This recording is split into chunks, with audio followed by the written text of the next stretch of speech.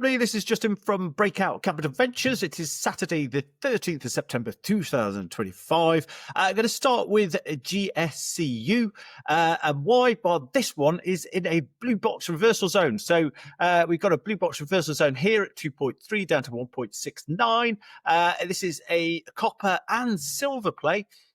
So it's as we see here, we've had a previous wave all the way up to the top. We called this one back here to 1.3 down to 1.6, which is correct call. And we were calling for upside, and we actually called that all the way up to sort of 4.8p, which was correct. And then we've had a big corrective move here. So that sort of started back in April 25, all the way through to today. To me, it's just like a natural correction. People have taken the profits, people got bored, move on to other things. So that's pretty normal. But the company has just announced that they've started a new drilling program, and we'll go into that in a little bit. But where do I think this is going? Well, I think this, we're about set for another leg to the upside. So where we're going to go, I'm expecting, probably break this prior high here at 5.2. That's going to bring us into this red box zone up here at 5.9, all the way up to 7 pence. And I'm extending the box because, the small cap space is so alive at the moment. And, we'll go into the silver price, etc. in a minute. But, I wouldn't be surprised if we see the top of that box and possibly even higher. That's 8.45 pence. So, from today, that's roughly 3.5, 4 bags. So a good one to be taking a look at. Just get the RNS up here. This is from Great Southern Copper. This is 12th of June 2025. This is some drill results and outstanding, absolutely fantastic. So the headline there was up to 4% copper and 578 grams a ton of silver. I mean, that's astonishing, absolutely incredible stuff. But if we go to the results here, we had 5 meters at 3% copper and 322 grams of silver. I mean, that roughly speaking, at today's copper price, that's an extra $500 per ton. Just in silver. I mean, that's astonishing. That the copper grade itself is absolutely fantastic. Below 1% is commercial. That's 3.04, fantastic. And then they had some, 13.9 at 1.7. And 153, another 3 meters, 20 meters at 32.1 grams a ton of silver. And this is shallow as well. The outstanding, and really is very good indeed. And they've just started the drilling a campaign again. So if we just go up here, this is for their Karen Negro, copper project and silver project. So if you look down here, they've got historical grades, blah blah blah. But they tweeted as well saying that the drill is actually up and running. It's going overnight at the moment. So I'll probably expect some sort of drill or some sort of results out of that relatively soon. And I think that that's going to ignite, and I think that's a really good one to taking a look at. So GSCU, want to pop in your watch list and have a look at that one over the coming week. Do your own research. Next one I'm going to do is silver. So obviously following on from that, we're going to the silver price. And I've flipped to the weekly because, this one here is astonishing. We called that one back down here, didn't we, at 19.22. Said we thought we were going to see some upside, which indeed we did. Though my blue box target there was 35.9 up to 41, which again, is correct. We've overshot that. It's going to be heading up, I think, because I don't think this move is over. I think, if we could break and hold $48.5, that's going to bring us into this red box zone up here at 61.22, all the way up to 74.69. So, as we stand at the moment, they're at $42. And where GSCU sort of announced their results, sort of, they started releasing them, I think, of sort of February this year. The copper price has sort of risen 25%. Silver price has risen 25% already. So, this one's certainly worth having a look at that GSCU if you want a copper and a silver play. But, I think silver, just talking about silver again, I think, there's more upside in that one for sure. And as I say, key area for me is break that to sort of $48.5. and it's going to bring us into that red box, which I think we could extend that red box. We could see, if we look at historical moves on silver, it's been absolutely very spiky indeed. So, sort of going historically from 8 all the way up to 49. So I wouldn't be surprised if we can break that key level there. We're going to see probably touching 90 or even $100, maybe even higher. So it's going to be a very interesting one to watch, silver, and it's definitely in play. So want to have a look at. Next one I'm going to do is Hammer, because that's actually had an astonishing week as well. Absolutely boomed, didn't it, with volume on Thursday, I think it was. Absolutely fantastic candle there. We spoke before about this one. We said that we had this red box end down here at 2.74 down to 1.81. I said I didn't think it was going to get there. So I was right. We had that sort of nice little wick offs down there at 322. The ball stepped in. Where do I think that's heading? Well, if we can break and hold sort of above 7.25p, that's going to bring us into this red box zone up here. And again, I've extended the box. So we could be talking anything from, well, I'd have thought, once we break that high there, we'll be headed to 10.3 as a minimum, hopefully up to sort of 12.3 and possibly even 14.7 and maybe even higher. We're going to do another podcast hopefully next week, whether it's going to be launched midweek or probably at the weekend. We're going to have a deeper dive into the fundamentals of Hammock Gold, so tune into that one next week. Next we're going to do is Vault, and this one here is an Aquis stock, but it's right at the lows, and I'm just going to come to an RNS in a minute. So it's hovering around 1.5, which to me, a lot of it is, if we went to SWC just recently, we called the lows on that one. That's had a better week. It's just sort of balls are stepping in. Raised to see whether this rise is going to be sustained. So flip over to the RNS here, and this was 4th of August, so we're roughly around the same price as what we're now. I think it's just a little bit higher. It went on to talk about the recent purchases, blah blah blah. Number of ETH 771, they had 4 Bitcoin, and Sol they had 2,200 point spot 32. But this bit here, so at the time of the market's capitalization, at the time of this announcement, is approximately 2.79 million. The total value of the crypto assets in asset holdings in treasury is approximately 2.68 million, resulting in a market to net asset value of approximately 1.04. So I think we're just slightly below that as it stands today. So, this one's definitely worth popping on your watch list, doing some research into it. They've also got some AI as well in addition. So effectively, we're trading at sort of cash level or asset value with some AI little bits to throw in as well. Probably talk about that another day.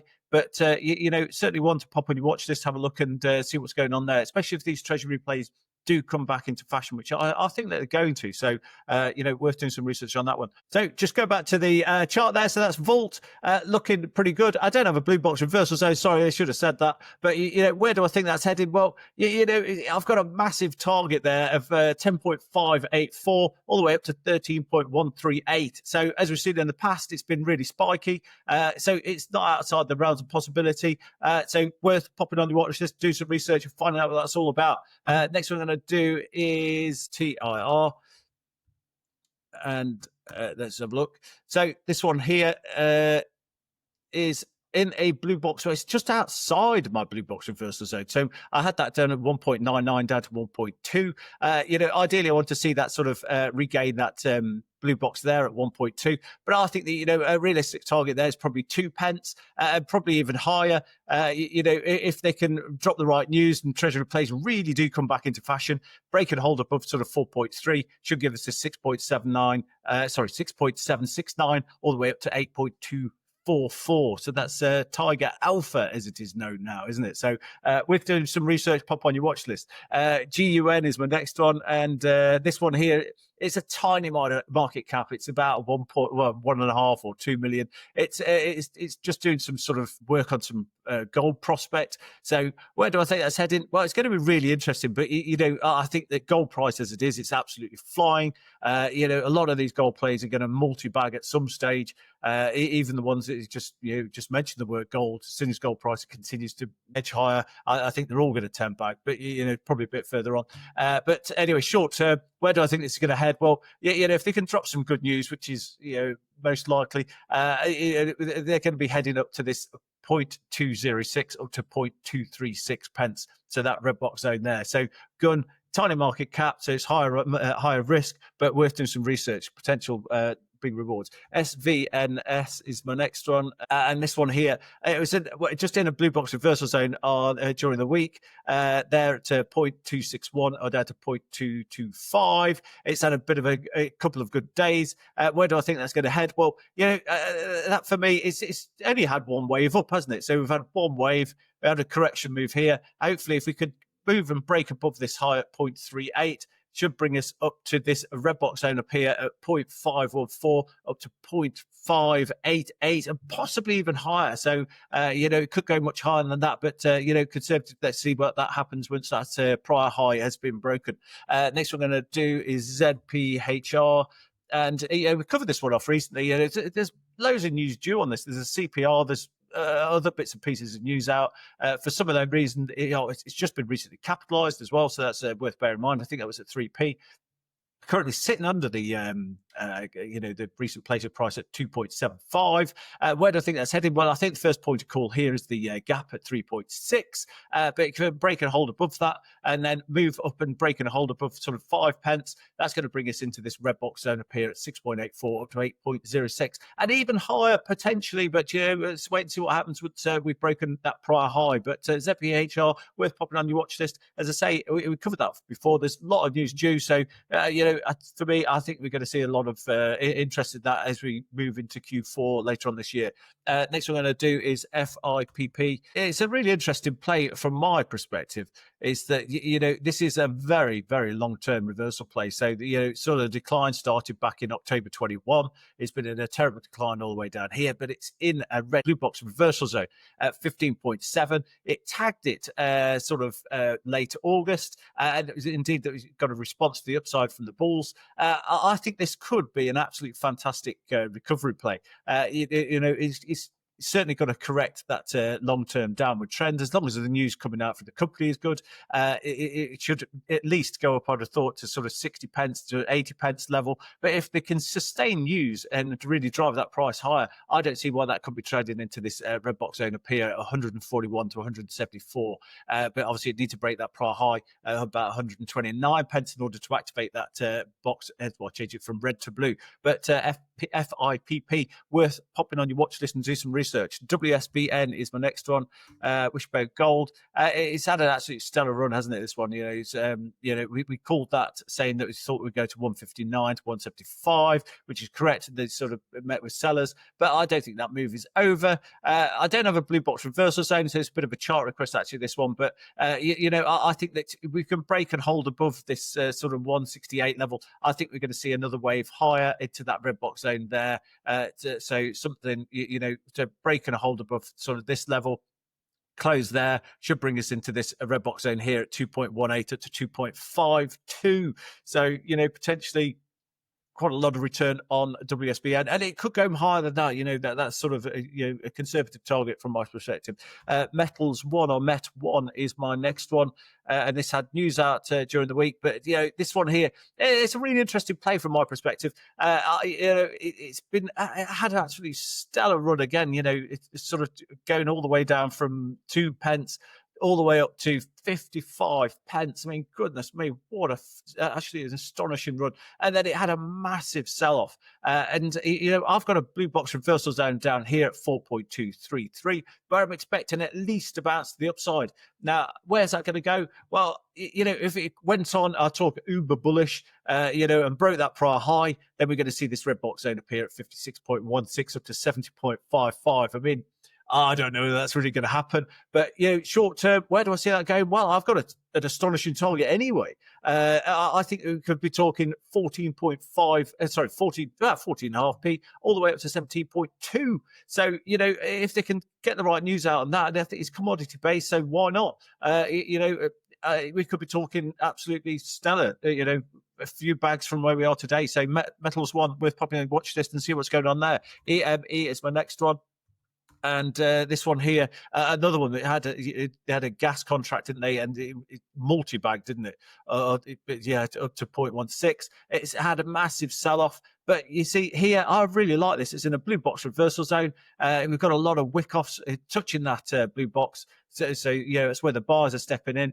But for me, I think that there's another leg due in that one from a technical perspective. So where do I see that heading? Well, if we can break and hold sort of above 0.13 level, close above that, it's going to bring us into this red box zone here at 0.1935 up to 0.232 and possibly even higher. So need to drop some news, but worth doing some research. Another one, which is tiny market cap. So it's got a lot of TR1 holders as well. So, have a look at those. It's very interesting. But there you go. PLSR is going to be my last one for today. Pulsar Helium. And this one here, a helium play. I mean, they were massively in fashion at one stage, but they've really fallen out of favour. I'm going to discuss that in a podcast next week, actually. So tune into that one. It's going to be interesting for those who like helium plays. It's done nothing. And where's it on that chart? Well, it's listed. It's Canadian listed. There's not very much there for me to really get excited about. So do you know what? I'm going to flip over to the Canadian chart, TSX. And where do I see this one? I'll just get rid of that. Well, this is really interesting. For me, this one here is in a blue box reversal zone. So we should be expecting a move to the upside, from here. And where do I think it's headed? Well, it's had a stellar run again. Another one which had a fantastic run back in sort of November 23 level. And it multi-bagged all the way up to 1.72. And it's been just consolidating, hasn't it, for a long time, over sort of nearly 18 months, nearly 2 years. But there's a lot of news going to be due out to the company. We're doing some research, recently capitalized, and this could be running all the way up to, I can break and hold above that prior high, it's sort of 1.6, or bring us into this 1.92 all the way up to 2.32 and possibly up to 2.84 pence and maybe even higher, who knows. But, from where it is today, that's at least 4 bags, probably 5, 6, multiple bags from here. But it just reminds me like MKA or THX. Exactly the same. The UK chart was not much data on it, but you flipped over to the TSX, loads more data, and one to get really excited about. I think as long as the company can drop some good news, helium price comes back into fashion, which I think it's going to. I will discuss that next week. I think this could be an astonishing run for Pulsar Helium. So worth popping on the watch list, having a look, and that's for me for this Saturday. Back again soon.